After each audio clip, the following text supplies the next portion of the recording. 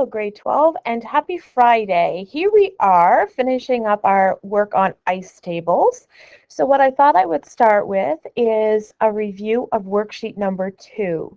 So worksheet number 2 was not required for credit, but I did still place it on the assignments because I think it's good to give you some reassurance as you're working through the material that you are understanding what you're supposed to understand.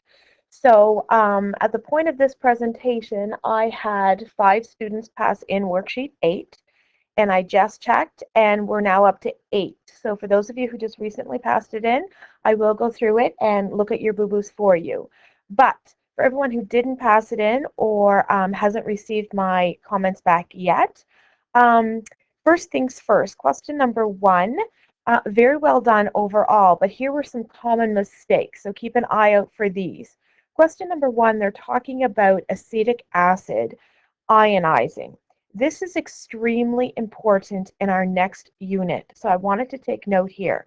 Ionizing means it's breaking down into its ions.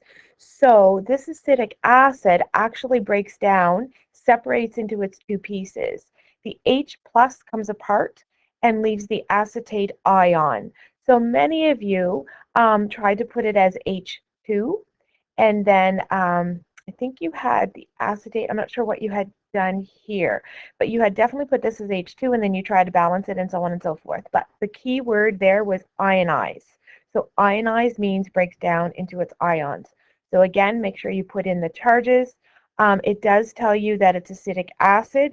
Acids, we are always going to put AQ after them, which means they're in water, and so therefore these 2 ions would also be in water. 1% ionized, so you put the 1% over the top, which everybody did. Question number B, it says sodium sulfate, calcium chloride solutions. So because it's telling you they're solutions, right off the bat you know they're AQ. Now for the products, it's not really clear what state they are. So that's where you needed to take out your table of solubility, which is on the back of your periodic table. And again, for those of you who don't have your periodic table at home, I did post one under files in our notes. So you can see a PDF of the periodic table you're used to seeing. And you'll find that all group 1 compounds dissolve. That's why I put AQ. And calcium sulfate has a low solubility, so it has S. Because it is favoring products, we have the greater than symbol pointing to the 50% and pointing to the products. And then, of course, I balanced it. A couple of you made boo-boos in your chemical formulas. Make sure we practice the writing of our chemical formulas, okay? Because that's grade 11 work, so we have to be careful of our chemical formulas. C, pretty straightforward. Again, the boo-boos were mostly because people had either forgotten their states or did their chemical formulas a little wonky. You can write greater than 99% because it's quantitative, or you can just use a single-headed arrow. I think everybody had used the single-headed arrow, but I did want to point out that using the greater than was 99 was still okay. So that was question 1. Question 2, I think most of you found quite boring once you figured out what you were looking for.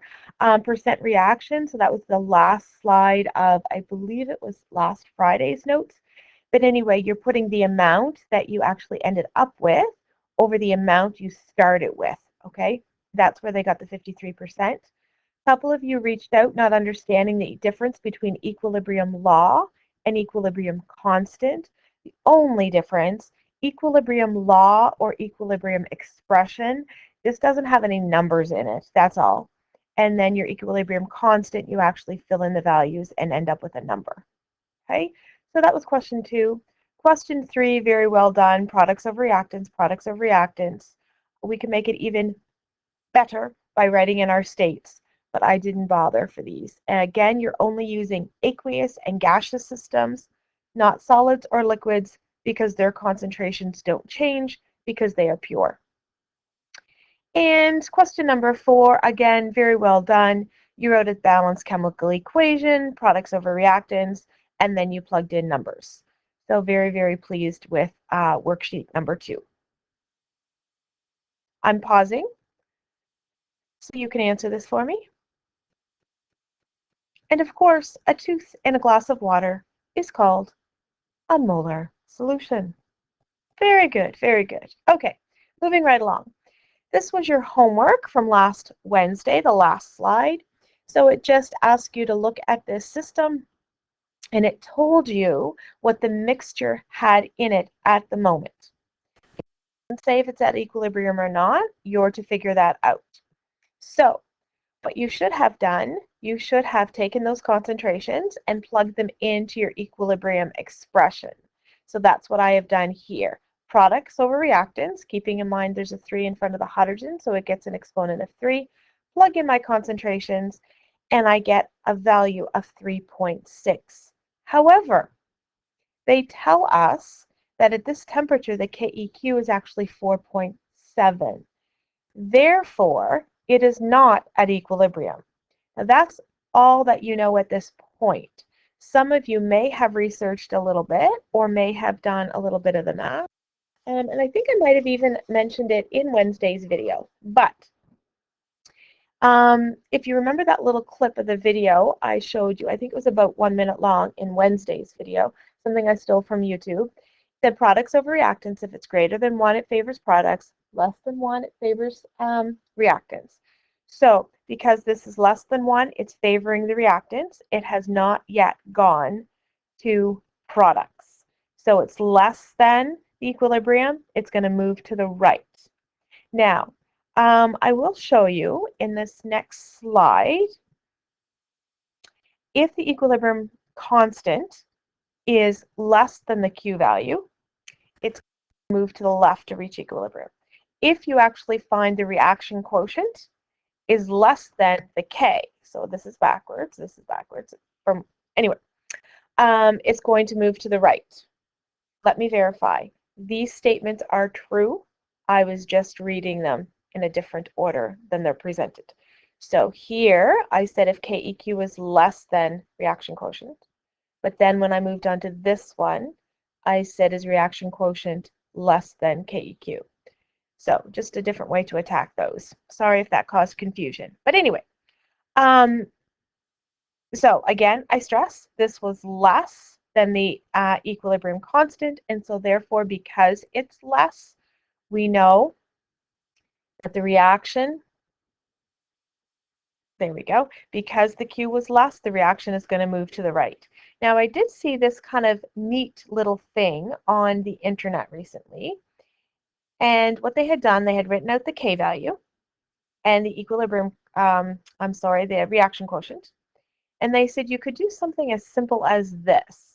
You could, if you had your K and your greater than and your Q and you couldn't remember which one it favored, just make that into an arrow.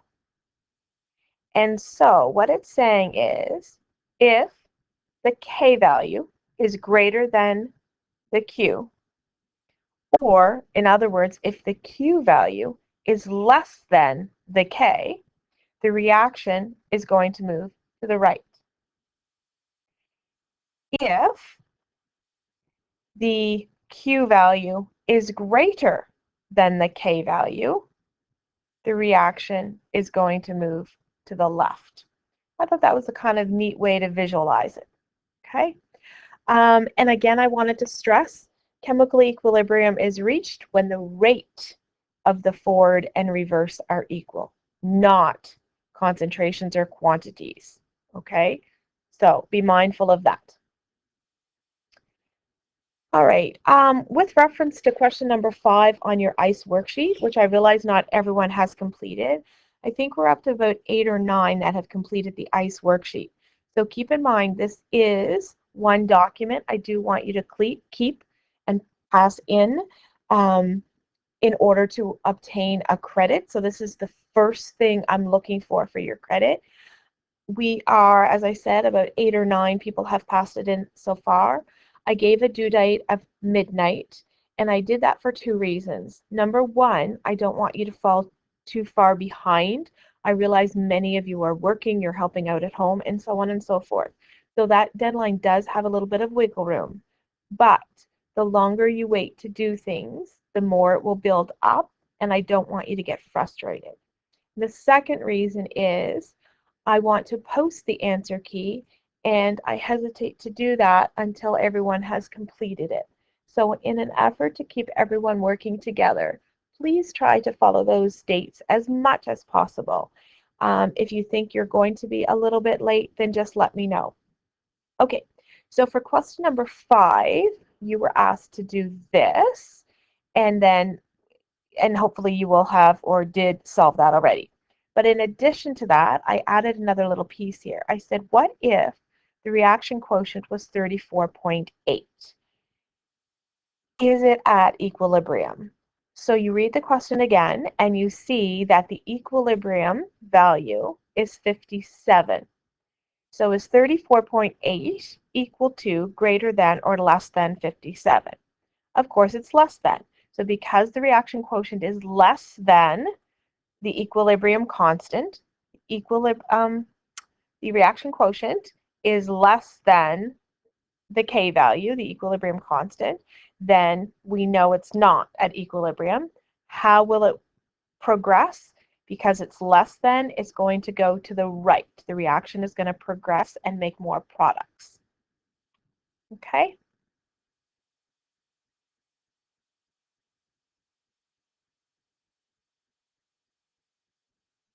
Alrighty.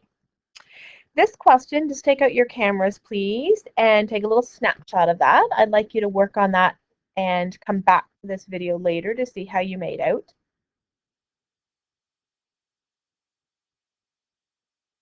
Okay? Nothing special there, just extra practice for you. So you can come back and look at your answers later. Now, this one I do want us to talk about. Okay? So take a little snapshot just of the question right now, please. And I'm hoping that you are pausing the video whenever necessary. I don't want to pause too long so that the video doesn't get too long. We're at 12 minutes right now. So I want you to pause and I want you to write out the chemical equation. Once you've written out the chemical equation, then unpause. Okay, so you have the chemical equation and they're telling you what the equilibrium value is, and they're telling you initially there are 0.5 moles per liter of iodine gas. What are the concentrations of iodine gas and iodide at equilibrium? So you should have realized you're going to need an ice table because they've told you what they are initially, but they're looking for at equilibrium. So you would have drawn an ice table. Pause, draw your ice table.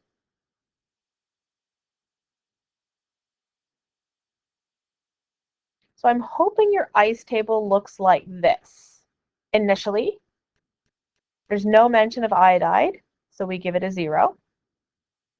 Coefficient in front of the iodide is 2, so I have 2x. Now I'm going to give you a little bit of a hint for tonight's homework, and here's the hint. Initially, there's 0 iodide. Initially, there's 0.5 iodine. So if we start out with 0, and we are to assume there is indeed some iodide present at equilibrium, because it is an equilibrium system, it's not a quantitative reaction, then we are to assume then this is positive. It's going up. Okay, it was 0. It's not going to have a negative concentration, so the only way it can go is up. Now, in some cases, you might have your reactant going up. That's if the reaction progressed too far and it's coming backwards. So just be mindful of that. Hint, hint, nudge, nudge. Okay, now pause the video again and set up your equilibrium expression. Your equilibrium expression should look like this. And then pause, plug in numbers for me, or values. And you should have that. Now, when you go to solve for x, you will rearrange. Not pausing for this deliberately. Okay, so rearranging, I'm moving that denominator to the left, so I'm multiplying by it. And then I'm trying to rearrange to get x isolated if possible. And when I do that, I see, uh-oh, I'm going to need the what? You love this in math class. I know you do. But you should see you have an x squared, an x, and then a numerical term. So you realize, yep, you guessed it, you need quadratic. Now, I did this by hand. I really did. I can show you my notes. But I also checked my notes, checked my work, and used the web. And when I used the web, it gave me this as a value of x. So these were my two roots. They were actually the same, positive and negative, yada, yada, yada. Okay. And then I would substitute that x in, and I would get a value for iodide substituted here, get a value for iodine. And that would be 110% correct. Just a lot of work. Okay, so here's what today's lesson is revolving around. If this reaction has a K value of 10 to the negative 12, would you consider that a big value or a small value? I'm hoping you said small. Because it's such a small value, does that mean it's favoring reactants or products? And I hope you told me it's favoring reactants. So what that means when it's favoring reactants, it means that it really likes this iodine. It does not want to break down and form iodide ions. It really likes this. So that's 0.4. Very little of it is going to want to break down. So this X that it's going to lose because it's breaking down is going to be really itsy bitsy teeny tiny. Okay, so here's what I did. I wrote out this same equilibrium expression as I had over here. Okay, but I'm going to ignore that X. And I'm going to ignore that X in the denominator because the K value is so small. It's going to be a very small amount of reactant that's breaking down. Because this is so small, it's telling us it's favoring reactants, which means this reactant doesn't want to break down, which means the amount that it's breaking down, that it's losing, is very little. So little that I'm going to ignore it. So I'm just going to get rid of that out of my denominator. Now, I did consult the internet because there is some ambiguity as to how you can determine when to drop that X and when not to. Okay, and what I have found in my research is some people say if it's 10 to the negative 4 or smaller, or 10 to the positive 4 and bigger. And then some people say 10 to the negative 3 and 10 to the positive 3. Okay, I'm going to try to stick with the 10 to the negative 4 and 10 to the positive 4. So because this is much smaller than 10 to the negative 4, or if it was much bigger than 10 to the positive 4, I would drop this X. Okay, so when I drop that X and I go to solve, it's a lot easier. I don't need quadratic. Okay, so I end up with a value of X of 8.366002. Now, I deliberately showed you all of those decimal places because I wanted you to compare with what happens when you use the quadratic. And I'm hoping that you see they are very close. They only change at the fourth decimal place. However, this is not really the fourth decimal place because it's 10 to the negative 7. So it's a really itty bitty tiny difference. So tiny that when I plug that in up here, whether or not I use this X value or I use this X value, it's not going to affect my final answer a significant amount. Okay?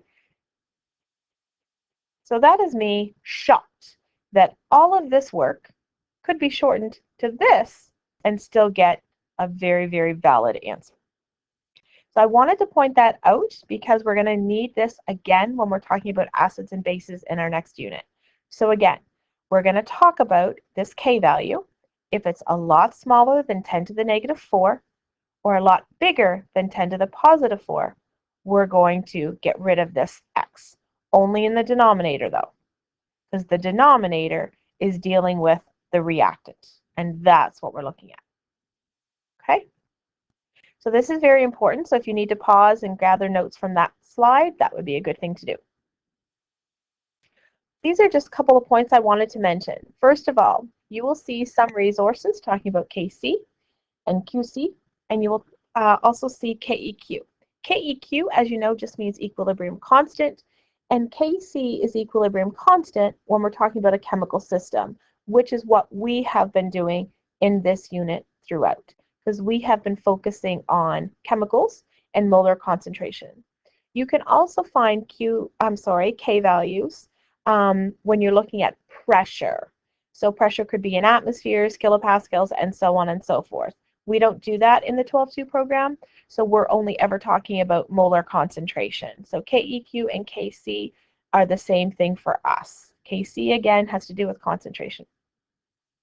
So I wanted to make sure we were following along what we should be doing with a curriculum document. And so these are just examples of when you would be solving for the equilibrium constant. If you know the concentrations at equilibrium, perfect. You just plug them into your expression. But for B and C, you're going to have to use ICE tables. Okay? And the curriculum, the province, the Department of Education wants you to realize it's possible to have to use the quadratic, and you have to decide when you need it and when you don't. And that's what I just talked about. Okay, take a screenshot of this slide for me.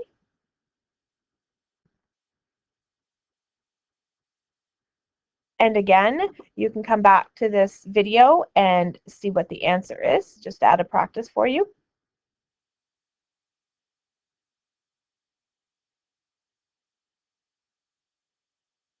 I hope that you're chuckling for this one. And if you don't know why it's funny, then look it up. That's important. Okay, nearing the end of this lesson, we're at 22 minutes. Calculating the K for reaction using known Ks for other reactions. So there's two things I want to look at. First of all, if you look at this reaction right here, let me see, let me circle it. Oh, nice, pretty gray color. Okay, so if we look at this reaction and we know it's equilibrium constant, can we quite easily figure out the equilibrium constant for this if they're indeed at the same temperature? And the answer is yes, we can. Look at this one and compare it to this. And what you should be noticing is that they're just the flip of each other. So the N2O4 is a reactant here, but what we're looking for is as a product. Okay, the NO2 is a product here, but yet in this one, it's a reactant. So if we know this KEQ, to find the KEQ or Kc for this one, all we have to do is find the reciprocal of this one.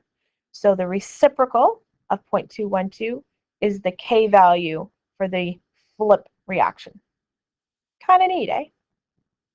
And secondly, if you have a chemical reaction, such as, let me get a more fun color. Oh, KV blue. All right, let's say we have this reaction and we know its KEQ or its Kc is this. How can we find this one? And what you should be noticing, they're on the same side, so we're not going to flip anything. We're not going to use the reciprocal, but it's by a factor of 4. Do not multiply this by 4. Instead, what we do is raise it to the 4th. So I take that KEQ value, raise it to the 4th, and I get the KEQ value for this unknown value. Now, I could, if I wanted to, ask you what would happen for the KEQ if you had this one, but you also flipped it. And your answer, of course, would be to find the reciprocal of this and then raise it to the 4th. Okay, screenshot, please. This is your homework before Monday's class. Monday's class, we're going to start talking about the equilibrium of water. Exciting stuff, which leads very nicely into our acid-base unit. Okay, so hopefully you screenshotted that. You're going to do that one question for homework, And those of you that haven't yet handed in your ice tables, you're going to work very, very hard to try and get those into me by midnight tonight. And if not, let me know. Have a good weekend. Stay safe. Bye.